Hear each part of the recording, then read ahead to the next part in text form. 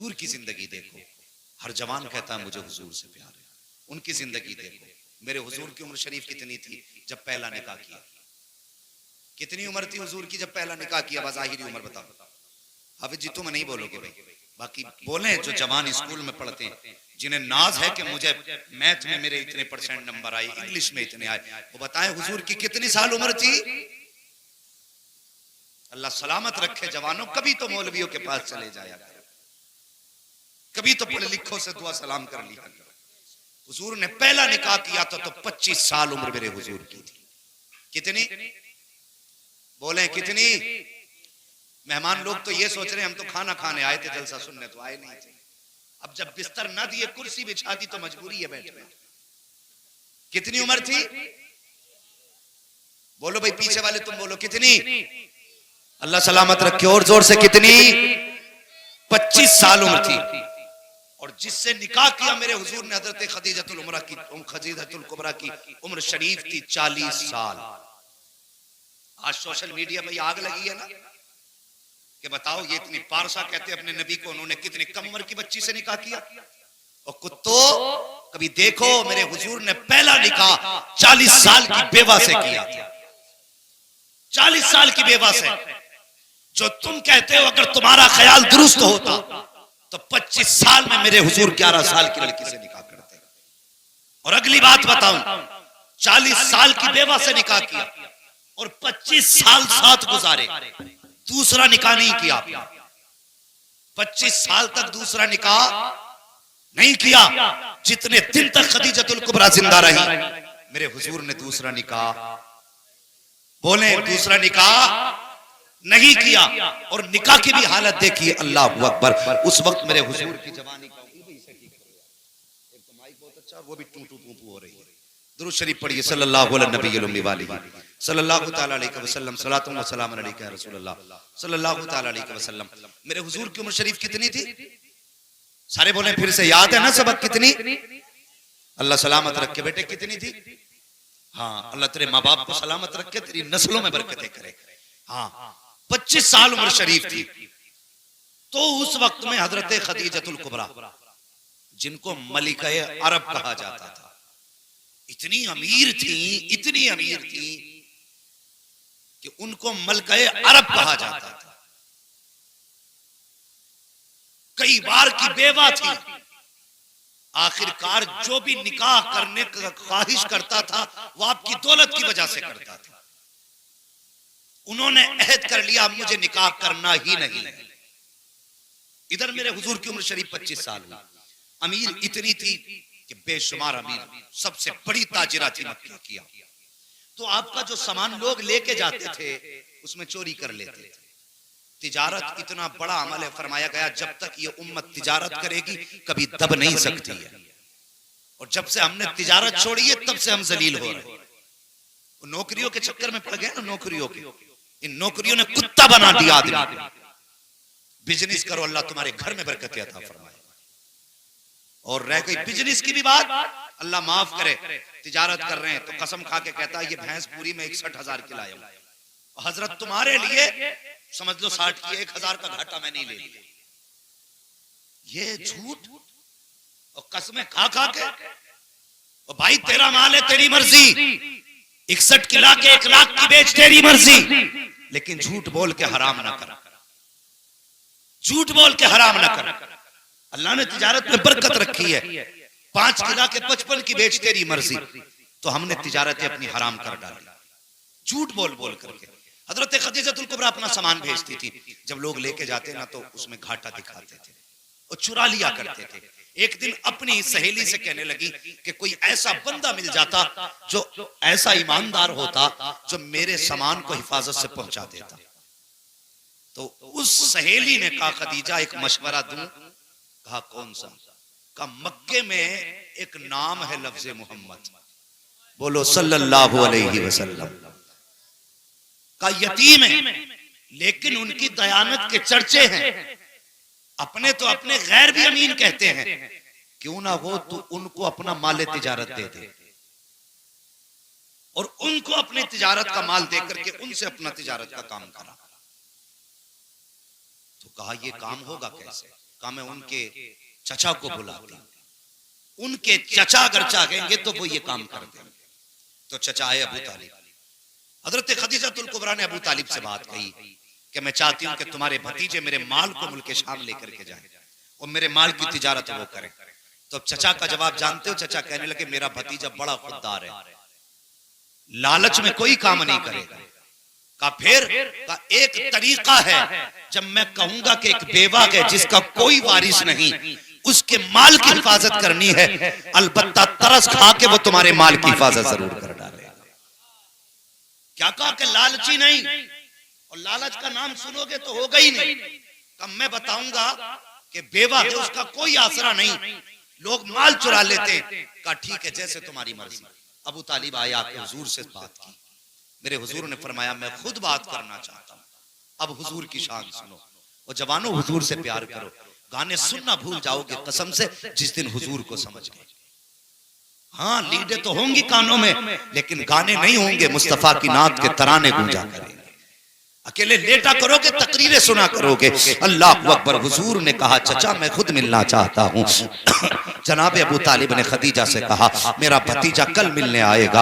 अल्लाह अकबर। लेकिन याद रखना वो पर्दे की हालत में मिलेगा, बेपर्दा सामने मत आ जाना। उस वक्त खदीजतुल कुबरा के अपने तकवे का आलम ये था, जिस दौर में लोग नंगे होकर काबे में तवाफ करते थे, कपड़े उतार कर मर्द औरत तवाफ किया करते थे, उस दौर में खदीजतुल कुबरा की पारसाई का आलम ये था, किसी ने खदीजतुल कुबरा का चेहरा नहीं देखा था।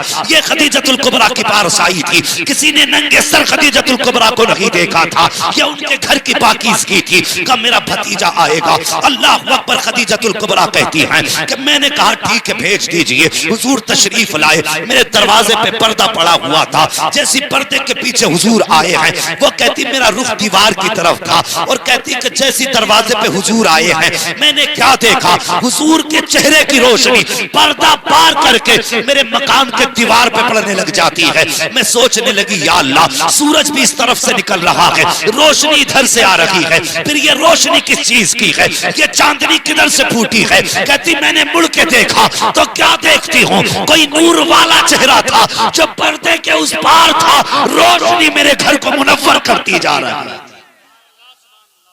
ये मेरे हुजूर का हुस्न था।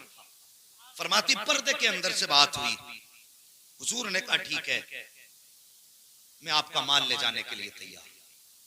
वक्त हो गया, सारी चीजें मुकर्रर हो गई। थके तो नहीं हो भाई अभी? कम से कम सर ही हिला दो, आप पढ़े लिखे नहीं है तो थके तो नहीं है? अल्लाह सलामत रखे। जिन्होंने हाथ उठाए वो समझ गए, अब सवाल इल्म का आ गया, अब काबिलियत को चैलेंज है। खैर कोई बात नहीं, जब बात बोलने कही जाए करे तो बोल दिया करे। थके तो नहीं अभी? अल्लाह सलामत रखे। सुन बेटे, तुम्हारी नस्लें आबाद हों और जवानियां आए और सेहरे पहनो, बाप की आंखें भी ठंडी हो, माँ की आंखें भी ठंडी हो। ये छोटी नेमत नहीं, बहुत बड़ी नेमत है। वरना हमने तो लोगों के शादी से 2 दिन पहले भी जनाजे उठते देखे। नसीब वाले हैं जिनके जनाजे माँ बाप की आंखों को ठंडा करते। मेरी दुआ है अल्लाह हर जवान को जवानी अता करे और उम्र इतनी दे के वो सेहरे भी पहने, माँ बाप की आंखें भी ठंडी हो। सुने, बात मुकर्रर हो गई तो हजरत खदीजतुल कुबरा ने अपने खादिम को बुलाया और बुला के कहने लगी मैसरा एक काम कर, इस बार मेरे माल को लेकर के मोहम्मद जाने वाले हैं। अब तक तो माल का मालिक बन के जाता था, इस बार माल का मालिक बन के नहीं जाएगा, तू मोहम्मद का नौकर बन के जाएगा। और फरमाया सुन, अब तक मेरी सवारी पे तू बैठ के जाता था, लेकिन आज मेरी सवारी उनके हवाले कर देना और तुझे नौकर वाली सवारी पे बैठ के जाना है। तो फिर वो कहने लगे मुझे काम क्या है? फरमाने लगी तिजारत के काम पे नजर नहीं रखनी है, तुझे मोहम्मद की एक एक अदा पे नजर रखनी है और उनके अंदर ऐब तलाश करके लाने। ऐब सुने, उनके बदन में बुराइयां देखना कितनी है, उनके किरदार को देखना। उनके कैरेक्टर को देखना।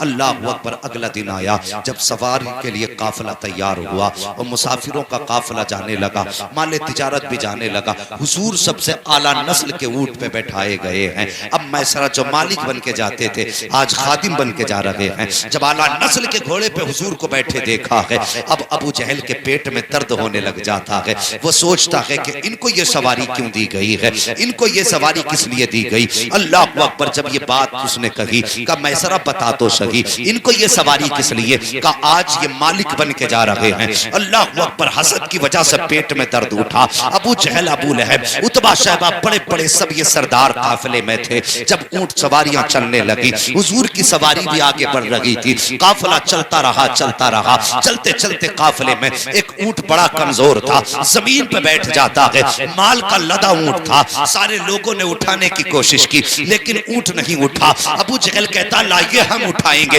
एक जमाने से ऊंट पालते आए हैं, खानदान से हम ऊंट पालने वाले लोग हैं, हमारे तो बड़े बड़े अच्छे नस्ल के ऊंट रखे हैं, मैं उठाऊंगा।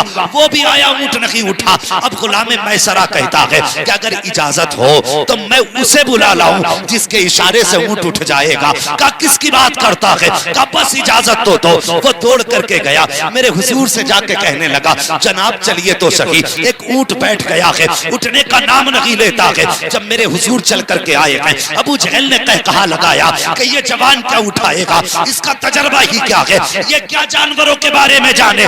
लेकिन उसे पता नहीं था आज कौन उठाने के लिए आ गया है। अल्लाह अकबर। मेरे मुस्तफा आए हैं, सबकी आंखें देख रही थी। मेरे नबी ने आने के बाद आवाज नहीं दी थी, एड़ी नहीं मारी थी, लकड़ी से नहीं मारा था। मुस्तफा ने आने के बाद ऊंट के सर पे हाथ रखा था, इधर हाथ का लगना था, ऊंट उठ के खड़ा हो जाता है। और जब रफ्तार उसने ली है, इतनी तेजी से चल रहा था कि सारी सवारियां पीछे थी, बीमार ऊंट आगे जा रहा था। तभी तो बरेली से आवाज आती है जिनके तलवों का धोबन है, आबे हयात है वो जाने मसीहा हमारा नाम। नारे तकबीर, नारे रिसालत, उलमाए अहले सुन्नत, मसलके आला हजरत हजरत अल्लामा मुफ्ती हम्माद साहब किबला, नारे तकबीर, नारे रिसालत। अल्लाह अकबर। ये मेरे हुजूर की शान है, ये मेरे हुजूर की अजमत है। अगर हुजूर हाथ लगा दें तो बीमारों में शिफा मिल जाती है। अगर हुजूर हाथ लगा दें, खुदा की कसम कमजोर ताकतवर हो जाते। वो बता नबी का हाथ लग जाए तो जानवर ताकतवर हो जाता है, नबी की दुआ लग जाए तो उम्मती ताकतवर नहीं हो सकता। मगर सच ये है अंदर से खोखले हैं, अंदर से। नौजवानों, ये तुम्हारी उम्र है मोबाइल चलाने की नहीं, पढ़ने की उम्र है। मेरी बात याद रखना, अगर आज मोबाइल चलाओगे तो कल कटोरे हाथ में लेके भीख मांगोगे। ये मैं जिम्मेदारी के साथ कह के जा रहा हूं, क्योंकि आने वाला दौर वो भी नहीं है तुम मजदूरियां कर लो। अब तो गन्ना लगाने की मशीन, आलू लगाने की मशीन, धान लगाने की मशीन, गेहूं लगाने की मशीन। कल रोटी के लिए तरस जाओगे, रोटी के लिए। अगर नहीं पढ़े तो कोई तुम्हें मजदूरी के लिए भी नहीं रखेगा। आज अपनी जिंदगी के साथ कम से कम इंसाफ कर लो। और ये मौके जिंदगी सबको नहीं देती। मैंने ऐसे लोगों को रोते देखा है जिनके हालात पढ़ाई के ना थे लेकिन शौक था पढ़ने का। और ऐसे माँ बाप को भी रोते देखा जिनको माँ बाप पढ़ाना चाहते थे, औलाद ने पढ़ के नहीं दिया। इसलिए मेरी गुजारिश है, मोबाइल एक तरफ उठा के फेंक दो। कल जब काबिल होगे तो मोबाइल की औकात क्या है, कंप्यूटर तुम्हारी ठोकरों में पड़े नजर आएगा। इसलिए पढ़ो और अपनी जिंदगी को मोबाइल के बटनों में बर्बाद ना करो। अल्लाह अकबर। पूरा सफर तय हुआ बड़ी तेजी के साथ, पूरा सफर तय हो गया, काफिला आ भी गया, चला भी गया। और जानते हो जब हुजूर गए ना बाजार में, तो मैसरा ने ना, लोग जो पूछते थे ना क्या रेट है, तो वो कम करके बताते थे। लोग फिर भी देखते थे, चले जाते थे। लेकिन इस बार दुकान हुजूर ने खोली, हुजूर ने दुकान खोली। कोई आके पूछता रेट, हुजूर अपनी मर्जी से कीमत बताते। तो जो साथ वाले थे कहते चला लोगे दुकान। मगर खुदा की कसम दुकान चलाने वाला अमीना का लाल था, जो आता था खाली जाता ही नहीं था। कहता था यार कीमत कुछ भी है, बातें बड़ी प्यारी लग रही है। सौदा लेके ही जाता था, सबसे पहले माल बेचा और हर बार से ज्यादा दोगुना मुनाफा अल्लाह ने अता फरमाया। जब आए दुगना मुनाफा लेकर के हजरत खदीजतुल कुबरा छत पे अपनी सहेली के साथ खुद फरमाती हैं, मैं इंतजार में थी काफिला आने वाला, मैंने उधर देखा जिधर से काफिला आ रहा था। फरमाती काफिले में किसी की सूरत साफ नजर नहीं आ रही थी, लेकिन मेरे महबूब की सूरत किलोमीटर नहीं मीलों के फासले से चांद से ज्यादा रोशन नजर आ रही थी। ये कुत्ते क्या जाने जो मेरे हुजूर के बारे में बोलते, ये जानते ही क्या मेरे हुजूर के बारे में। जुल्फ देखी है कि नजरों ने घटा देखी है, लुट गया जिसने मोहम्मद की अदा देखी। इन्हें क्या पता मेरे आका की शान क्या, ये तो भौंकते हैं। और मैं जानता हूं जिसने हुजूर के खिलाफ भौंका, ना वो जबान सलामत रही है, ना वो जिस्म सलामत रहा। हाँ, मेरे हुजूर की शान देखो। खदीजतुल कुबरा कहती है चांद किस तरह चेहरा नजर आ रहा। फरमाती दौड़ करके जो थे ना वो मैं सर अंदर आए, कहने लगे खदीजतुल कुबरा इस बार 2 गुना मुनाफा हुआ। फरमाने लगी मुनाफा अलग रख, मुझे मोहम्मद के बारे में बता, मुझे मोहम्मद के बारे में बता। कहने लगे सुनो ना, हर बार हम सबसे बाद में बेच के आते थे, इस बार सबसे पहले बेच के फारिग हुए, सबसे ज्यादा मुनाफा लेकर के आए हैं। आप फरमाती कोई कमी देखी हो तो बता। अल्लाह अकबर, इतना सुना ना मैसरा झुंझला गए। कहने लगे किसके अंदर कमियों की बात करती हो? कहा मोहम्मद की कमी देखी हो तो बता। कहते हैं खुदा की कसम मैंने देखा उन्हें, जब वो चलते थे धूप में तो बादल साया करता था, अगर सूखे दरख्त के नीचे बैठ जाते थे तो वो हरा हो जाया करता था। खदीजतुल कुबरा कहती है कमी बता, कमी क्या थी? का कमी मैंने नहीं देखी, लेकिन इतना देखा है कि अगर सूरज इधर है, दरख्त इधर है, अगर हुजूर इधर बैठते थे तो दरख्त का साया घूम के इधर आ जाया करता था। का कमी बता, का कमी नहीं देखी मैंने पूरे सफर में, उनके बदन पर मक्खी बैठते हुए नहीं देखी, बल्कि शान तो ये थी जिस गली से गुजर जाते थे वो गलियां खुशबू से महक जाया करती थी। का कमी नहीं देखी। नारे रिसालत, उलमाए अहले सुन्नत, मसलके आला हजरत, नारे तकबीर, नारे रिसालत।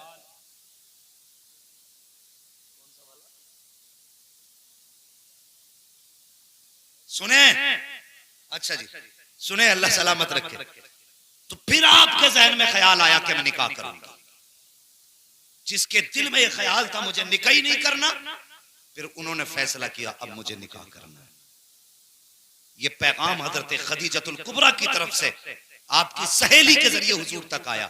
तो मेरे हुजूर की शराफत देखो जवानों। आज तुम कह देते हो अब्बा कौन होते हैं रिश्ता करने वाले, रिश्ता तो हम करेंगे।